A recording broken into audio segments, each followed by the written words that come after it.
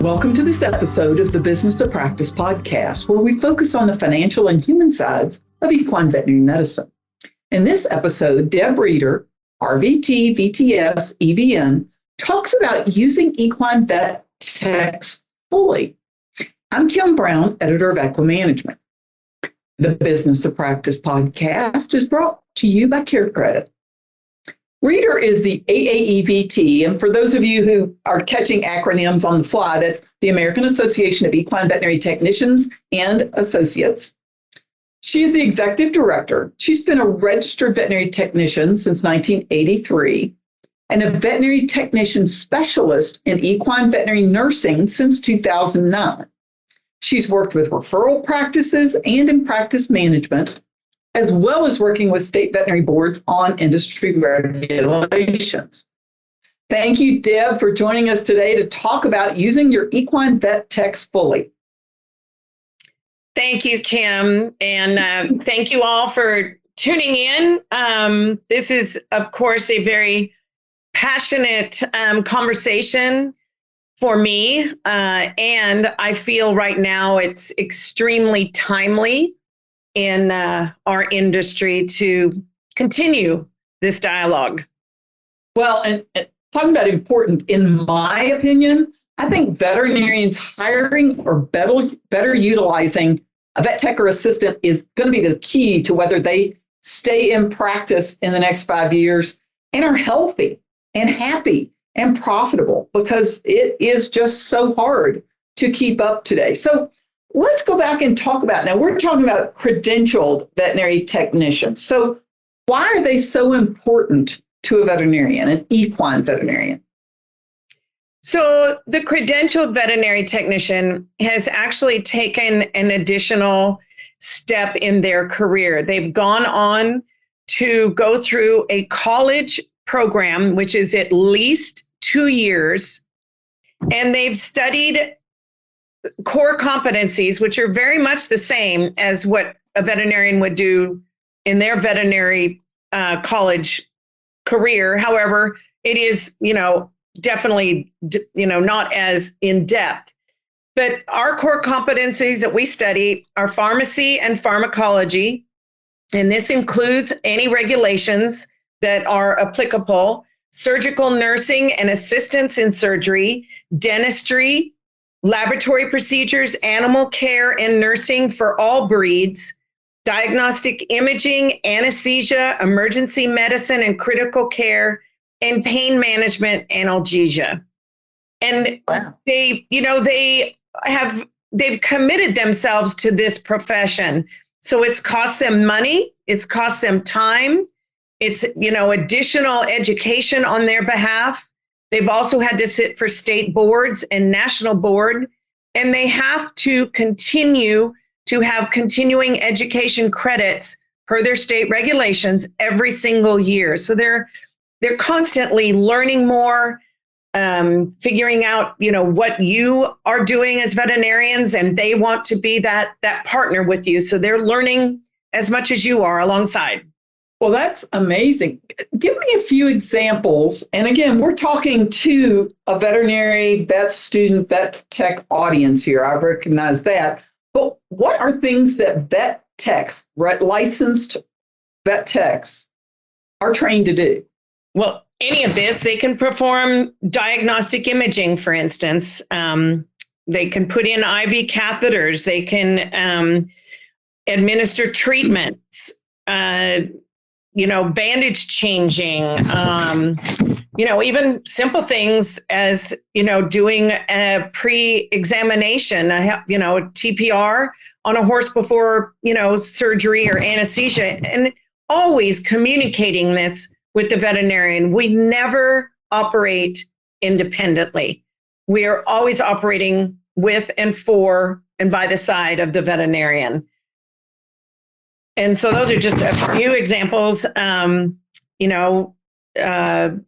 Of course, anesthesia, induction, monitoring, recovery, surgical assistance, in your lab, running all of your laboratory procedures. They can even draw, depending on your state again, but they can draw the specific blood or, fluid samples or whatever those samples are, and run those, and again, report back to you. They can be your ICU, technicians. They can help you assess with a client, is this an emergency or not? Utilizing them through telecare can help, alleviate some of that constant communication. I think the biggest thing for me is, I see so much stress in our industry right now. And of course, it's obviously very much focused on the veterinarian. But to me, the burden of trying to provide veterinary care all by yourself, that's just, wow. Why would you sign up for that? Yeah, it is tough, especially with so much demand right now. And it's just so hard to find any help. Well, I want to back up a little bit now and tell me what the difference is between a registered veterinary technician, an RVT, a licensed veterinary technician, or an LVT, and a veterinary technician specialist, or a VTS. So this is a challenge in our, specific profession right now. Is across these 52 states, every state has decided on what they will call a credentialed veterinary technician in their state, according to their laws. And there are 4 of them: registered veterinary technician, certified veterinary technician, licensed veterinary technician, and in the state of Tennessee, it's animal healthcare AVMT. So there are several acronyms, if you will, there per state. The VTS, there are 16 of those that are recognized nationally through the National Association of Veterinary Technicians, NAVTA, and the AVMA. And those are extended areas where you have to prove that you have higher levels of proficiency. You have to submit case studies. It's a very intensive process, takes at least 2 years. You have to have at least 5,000 hours under your belt as a credentialed veterinary technician. And each of these specialties, there's dentistry, there's critical care, there's diagnostic imaging, there's equine, there's feline. They are all specialized, and they try and follow the same specialty colleges that veterinarians have. Of course, in equine, we're across the map, but and that's why we chose to create the veterinary technician specialty in equine veterinary nursing. So it is an elevated specialty that is recognized, and these people have gone above and beyond, and their requirements each year are higher as well. And they are, there's not enough of them yet, especially in the equine world, because I just don't think enough equine veterinarians understand what they've gone through and how to utilize them in their practice. Yeah, I can understand that. And I know that you touched on state practice acts. And I know that it's different in every state. I mean, yeah, there's some similarities from one state to another. But I know that with state practice acts, they tell veterinarians what their technicians can do. So give us a little background. And I know you've worked, on some of these states and helping them with regulations. So tell us a little bit about state practice acts and how they differ.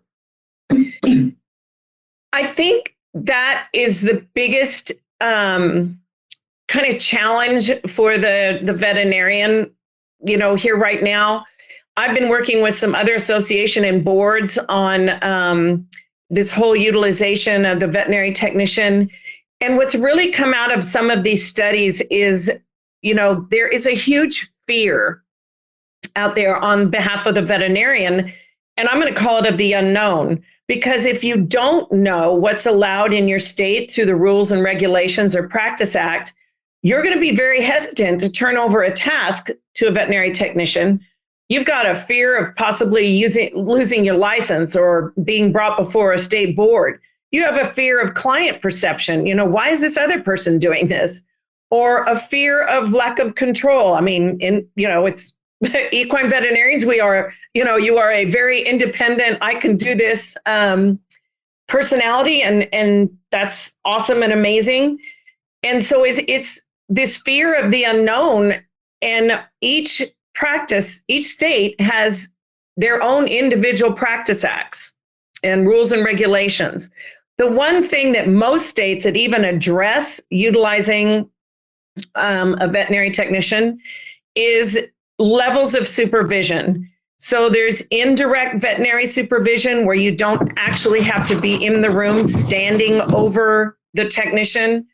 And in the case for like equine, in some states, you can even do the direction via the telephone.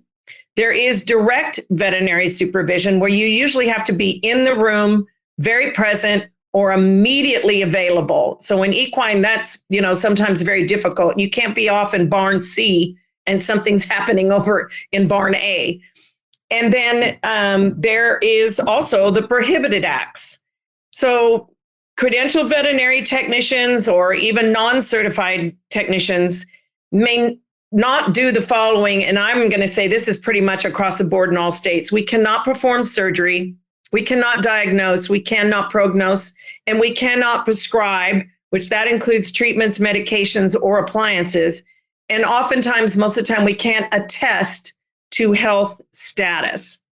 However, like an example in Pennsylvania of indirect veterinary supervision, a certified credentialed veterinary technician may do the following: perform diagnostic imaging, put in an IV catheter, administer immunizations that are allowed by law, administer and apply medications and treatments, including IM, IV, and sub-Q, apply bandages, perform cardiac monitoring, perform appropriate procedures to control bleeding, apply splints, perform electronic, they can implant an electronic identification device. And like under direct supervision, it's administering anesthesia, performing any dental work, establishing an open airway, administering resuscitative oxygen, external cardiac resuscitation, and even using administering resuscitative drugs if needed. So those are just some examples. The other big picture to all of this, which is very difficult sometimes for us in the equine world, is most of these rules and regulations and state laws are driven by small animal. And that is something I think the equine industry really needs to pay attention to. For example, in the state of Virginia, it got passed that only a credentialed veterinary technician can put in an IV catheter. That is not very conducive to the equine practice. And assistants, there's assistants out there who have great skill sets and have chosen not to do the credentialed, route for various reasons. And the equine industry uses them. We just have to be very aware of what legally they can and can't do. And, that is also, your call as a veterinarian. If you feel very confident in the skill of that individual, most states allow you to direct them to do as you want or need. Yeah. The Business of Practice podcast is brought to you by CareCredit. CareCredit keeps equine veterinarians at the heart of care by providing horse owners with simple, budget-friendly financing options. By bridging the gap between cost and care, CareCredit supports healthy financial relationships between veterinarians and their clients. It can help them move forward with care a horse needs whenever and wherever it's needed. I know that there have been a lot of studies that have shown, and this is large animal, small animal, I've seen it from AVMA, that employing and properly utilizing a licensed vet tech can increase your income if you're a veterinarian. So what do you know about that? Well, it's just another set of eyes, another set of ears, another set of hands.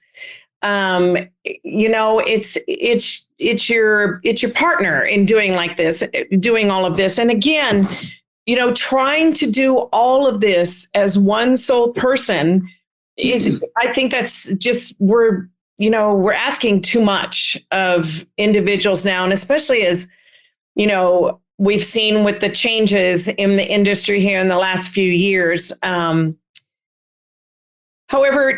having this other person can change and increase your workflow. They allow you to, like, if you're having a consult, with a client, they can continue that conversation. And oftentimes they can, help explain it in more layman's terms to the client so they understand it.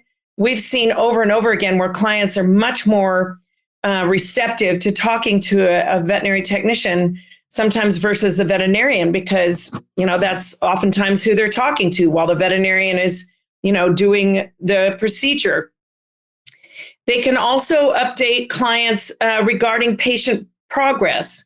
They're not diagnosing, prescribing, they're just talking and finding out, how is the patient doing, or they're giving an update on the patient in the hospital. And so that frees up the veterinarian's time. One thing that's just been hugely successful in small animal that I think equine needs to take a closer look at is having technician appointments. And there are practices out there that are doing this, and it's been just incredibly successful for them. And you can charge for that. You can charge for a technician appointment. If you have a technician, running anesthesia and that appears on your invoice, you can charge for that.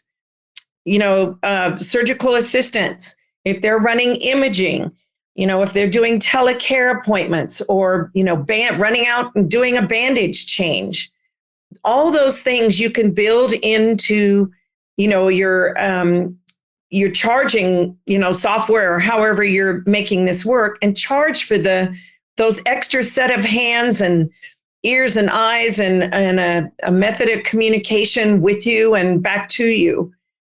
And more often than not, that extra person, pays for themselves, plus they can help you increase an income center. And more times than not, veterinary technicians want to contribute. They really want to be a part of the growth of the practice, and they take pride in when they're able to increase an income center, or when they're able to, start checking medical records and catch missed charges and go, look what I've been able to find. And, there's places for them to be rewarded for doing all that as well. They can, in any of these core competency areas, you can turn those skills and tasks over to a veterinary technician. Veterinarians should not be doing fecals. For the most part, they shouldn't be doing bandage changes. They shouldn't be doing imaging. Most of the time, diagnostic, or at least digital radiography, many times is done by the veterinary technician, crew. And more often than not now, they're also, able to help you out with ultrasound.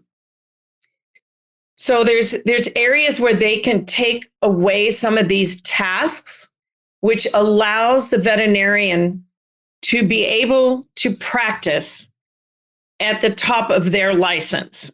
And this also allows the veterinary technician to be able to practice at the top of theirs. They're being fully utilized, with all those skill sets that they've, they went to school to learn, and they came out and they want to learn more. And, in many areas where, now we're seeing a reduction in interns, being available, that credentialed veterinary technician can easily step into that space. That's a very good point. But you mentioned that it's hard to find interns and even associate veterinarians in equine right now. I'm also understanding from a lot of folks in the industry that it's hard to find and hire licensed veterinary technicians or even assistants, but especially licensed technicians. So, why are they so hard to find, and why are they leaving equine vet practice? I think it's twofold. The first that everyone is probably very much aware of is the rate of pay in our profession, and especially in the equine world. You know, $7 to $10 an hour for a full-time employee who is handling multi-million-dollar horses is that just doesn't compute. And especially, you know, for someone who has dedicated themselves to going to school, to learn, to continuing education, to leadership and mentorship. So many practices, your credentialed veterinary technicians or your technicians in general are the ones that are actually helping train the interns and the new hires when they come into a practice. And then when you turn around and leave work and you drive down and see that McDonald's is hiring for $15 an hour to flip hamburgers, that is it's a slap in the face. And I think the lack of respect that is being given to this vital component to the veterinary team is hurting our industry. And I think a lot of them who have been in this realm for a while are just really getting tired of it. And they're, some of them are being snatched up by universities who are able to pay $20 and $25 an hour, full benefits, and they utilize the technicians. They're able to get in there and continue to use their skill sets. And I think, there's burnout. There's burnout on not being utilized, not being respected, not being treated as a member of the team. And, being given that opportunity to, increase their skill in a particular area, say anesthesia or imaging or, even telecare, having some freedom to, help contribute to the practice. I think there's just a lot of burnout there, and they're just getting tired and going on and finding, another career. It's a myriad of places. And I hear over and over too that, veterinarians, I don't even know if they're aware, but so many technicians, in order to make it, in order to be able to show up at your practice and, continue to work, are also holding down another job. They can't do it. You look at, maybe they're not even making $30,000 a year. How do they fix their car? How do they ever buy a house? These are not individuals who are, relying on a spouse to support them all the time. They're actually, taking care of themselves. And it's very hard for them, to be able to sustain a lifestyle that, is sustainable future for them. So I think that's something to take in mind. I think, we assume so often, and I just really encourage veterinarians to, yes, we are racing 100 miles an hour right now. And I want to kind of call a halt here before all the horses fall off the cliff. Let's come back and assess and talk to our practices and our staff and, find out what's really, juicing you here in this practice. What do you want to learn more about? What do you enjoy doing? What are we doing well? And where is there a gap? Where is there a missing? Can we fill it? And, and also, being an attractive practice for a technician to want to work at. That's part of, another piece of this, but, if there's stress and drama in your staff, believe me, that word is getting out there on the street. If, there's long work hours there, no benefits, they're on call all the time, every single weekend, they don't get compensated for that. And if there is a reputation for upset clients, from that practice, that's not a culture, a technician who is really wanting to advance their career wants to step into. Yeah. So let's say that you are You're like, I need help. It doesn't matter if you're multi-vet practice or a solo practitioner looking for your first help. What are some tips that you can do as a veterinarian to try and find that right technician to expand what you're able to do as a veterinarian?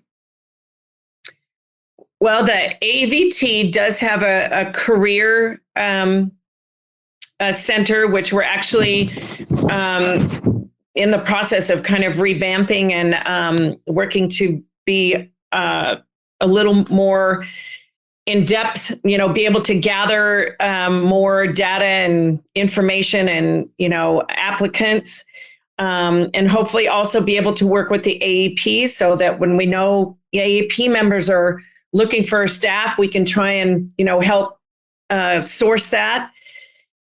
And I think, again, it is, looking at your own culture. So many times I've been, I look at a lot of these job postings that come across to the AVT. And one of the biggest missings in a job opportunity post is you have to post your pay range. You have to. And that right now, I mean, a few years ago, I was telling veterinarians, if you have good staff, you want someone to stay there, you want someone who's dedicated and has some training, you have to pay them at least $18 to $20 an hour. Well, that's now gone up to almost 25. And that's, for someone who's skilled, who has gone through a college program for this industry, for this profession, that's not asking too much. And, you have to also share, what's unique about your practice, whether it's about, how your staff works together, some unique services that you offer, and I would also encourage, you to share how you utilize your staff. What does your staff get to do in that practice? The benefits, of course, are always important. And they should always include continuing education. Nowadays to offer $200 to a veterinary technician to go for the year for their continuing education does not cover it. Everything has gone up and they can't afford to go and, pay for all of this oftentimes by themselves. And in return, you should ask them to come back and help train your staff on what they've learned or share. Another area is, we're looking for someone with an area of expertise, say anesthesia or imaging, or even client communications, client education. Let someone know a little bit about the area, the community, the clientele that you serve. And another key part of this is your website better reflect this, because now they're going to look, they've got social media. There's all kinds of ways to, check on what this practice actually looks like and, see reviews and all of that. So, be very conscientious of, being an attractive place to work. Would you work there? I guess you do if you own the practice, but if you're looking, would you want to work there? So is there anything else that you can suggest as far as just better utilizing licensed vet techs in the equine practice? I think we just need to get back to a team approach to offering, the highest standard of care possible, and relying just on, one person and one set of hands and one set of eyes and ears. That's putting, I think, our industry, and it's shown, we are in overwhelm and, burdened and stressed out. And those aren't the best places to be when you're trying to offer the highest standard of care for the animal. I think it's just taking a moment to step back and talk with your team. And again, encourage them and empower them to step into areas, be brave, be that leader that says, what am I doing that you all can do? And there's, there might be some areas that they say, I don't feel comfortable doing that. Great. Do you want to teach them? Or, okay, I'll keep doing that for now. But I just think it's having a communication with your staff. This is a team approach. If you're a one doctor practice, have nobody else working with you except you and your truck, okay, God bless you. But, I just think if it's a 1, 2, 3 person team or a 25, 30, 40 person team, just stopping and reassessing, where are you going? And, why are we having trouble attracting people to our practice? And where all can you guys, help fill in some of these gaps, and trusting your staff that they can do this. And again, you have to make that assessment. Just someone saying, "Oh yeah, no problem, I can, change that cast and put on that bandage." Well, let's watch you do it first once, and maybe with some guidelines here. But I think just, finding those areas that they're tasks that veterinarians don't need to do. If it doesn't involve diagnosing, prescribing, and doing surgery, take a look at that. Talking on the phone to clients and checking back on cases and, updating, all of that. Technicians are more than willing to step into that role too. Also your inventory control, helping, tasking them with, hey, is there a place where we can cut back on expenses here? Do an assessment of the practice. Ask a technician to do an assessment of your workflow. They know it probably better than you do. Ask them. They love to be asked. They want to be involved. They want to contribute. And the less that they are able to do so, the quicker they're going to leave. Well, and that's probably a good point to stop on, because we could probably talk about this all day. But I think that the end of this is that vets are overwhelmed. They're stressed. They have more demand for services than they can supply themselves. And again, it doesn't matter if you're one vet or a whole practice of vets. I mean, I believe in small animal, their average is 2 technicians for every 1 veterinarian in a practice. Yes. If I remember the AVMA survey that they did. And we have so many veterinarians that don't have any, or have one that's shared among veterinarians. And that is really not being efficient in your practice. Right. And I also want to add, as, a veterinarian, whether you own a practice or you're working in a practice, find out what your state law is in your Practice Act regarding veterinary technicians and assistants and these levels of supervision, because they do vary. Educate yourself so that you have an idea, or task one of your technicians to look that up for you. I will say this, that the AAVT is working right now on a document that will be kind of a quick resource by each state, levels of supervision, and just basically what a credentialed veterinary technician can do in that state versus an assistant, if it's even outlined. In many states, it's not outlined. So we are trying to work on that resource for, all of you to have, because we know it takes time to sometimes look all that up. And then, again, try and help you understand what these core competencies are and give you some ideas on what are the different tasks that, veterinary technicians can do in your practice. But I encourage everyone to just get educated so that you can better take care of your practice and your clients and your patients. And that's a good note to stop on here today. So thank you, Deb, for joining us today. And thank our listeners for joining us on the Business of Practice.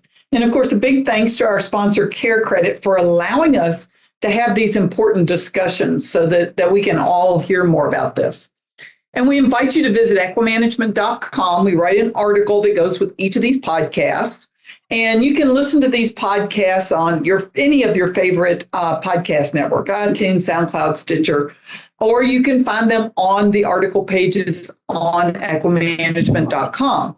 Go back and listen to some of the past ones too. We've had some really great ones this year and hope that you didn't miss many of them. But if you have, you can always go back and listen. So thank you very much for joining us. And we want to let you know that the Business of Practice podcast is a production of the Equine Podcast Network, which is an entity of the Equine Network, LLC.